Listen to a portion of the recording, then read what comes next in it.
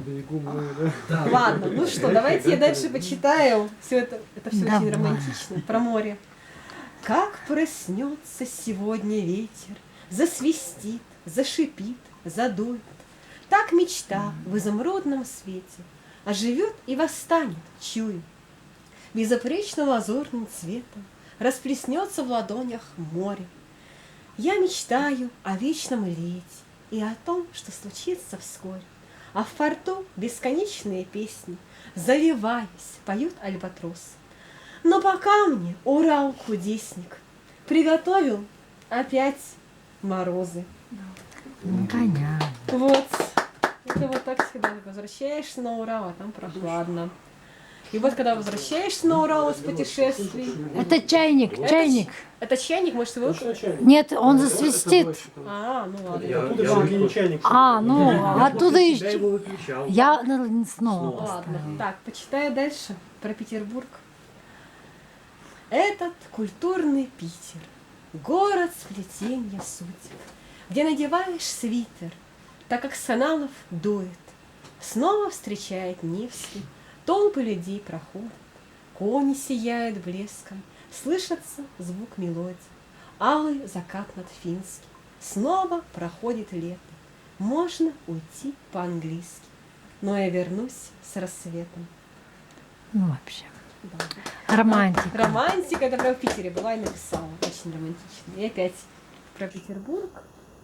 Тоже, как я жила в хостеле на Литейном проспекте. Этот вид из окна на Литейном открывает ночные огни.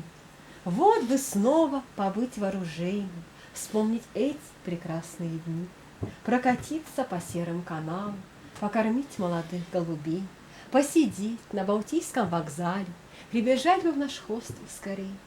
Город-сказка раскроет объятия и подарит тепло Петергоф.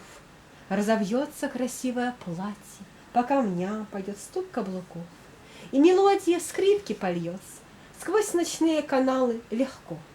Эта девушка снова вернется, даже если сейчас далеко.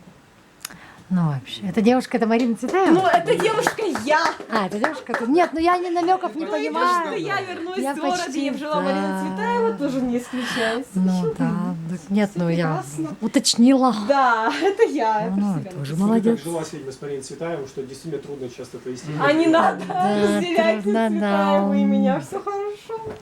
Марина и Марин. Все прекрасно. Сотворила себе кумира. Не сотворить себе кумира, но почему-то творятся. Много, да. Ну да. Да. Ну ладно, продолжим. Когда я съездила в Питер и в Аркаим, написала такое волшебное стихотворение. Оно называется «Будто из воздуха и воды». Будто из воздуха и воды, с крыльями для полета, лишь на песке оставляла следы, а все ветра превращала в ноты. В каплях дождя заискрилась печаль, радугой став вдоль сотни. Прошлому тихо сказала «прощай», что накопилось за годы. Пусть все уходит в туманный закат, а радужным светом наполнится утро, где пресеклись все дороги назад. Осталось лишь счастье в поющих минутах. Ну вообще, молодец. Да. Поэтесса. Ну да. Вообще. Аркаим. Этот вид не вернуться туда невозможно. Он всегда будет звать Аркаим. Там предел твоим мыслям тревожным, и ты будешь лишь ветром гоним. Он зовет и зимою, и летом, звуком бубна, величием гор. Там безумно прекрасный рассветом открывается русский простор. Там нарвать водяных можно лилий, сувениров дорогу купить. И всегда открываются крылья. Ты попробуй мечту сохранить. Ну вообще. Да, это вот такая вот